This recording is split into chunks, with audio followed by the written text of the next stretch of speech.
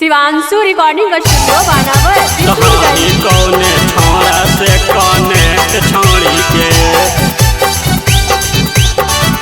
कहानी कौने छोड़ा से कनेक्ट छोड़ी के कहानी कौने छोड़ा से कनेक्ट छोड़ी के उम्र तोरा होलो छौरी 16 से 18 गे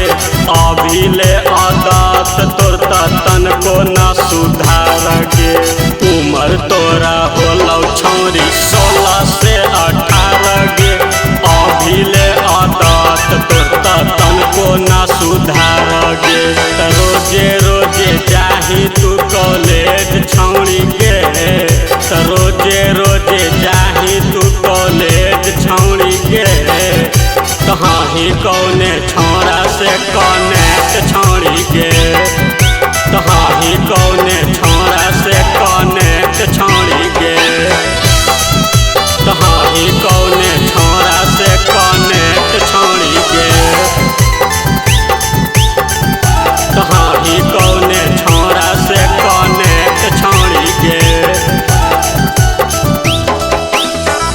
कहानी कौने छोड़ा से कनेक्ट छोड़ी के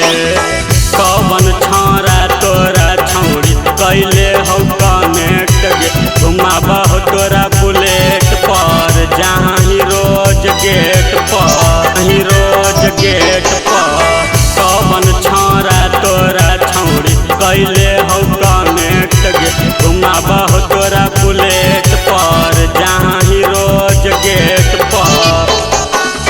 कौन छोड़ा से हाही तू कनेक्ट छोड़ी के कौन छोड़ा से हाही तू कनेक्ट छोड़ी के कहानी कौने छोड़ा से कनेक्ट छोड़ी के कहानी कौने छोड़ा से कनेक्ट छोड़ी के कहानी कौने छोड़ा से कनेक्ट छोड़ी के कहानी कौने छोड़ा से कनेक्ट छोड़ी के कहानी कौने छोड़ा से कनेक्ट छोड़ी के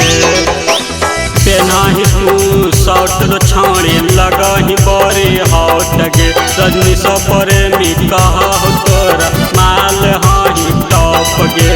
माल हाही टॉप गे पेनाही तू शर्ट छोड़ी लगही बड़ी हॉट गे नीतीश प्रेमी कहा हो तोरा माल हाही टॉप गे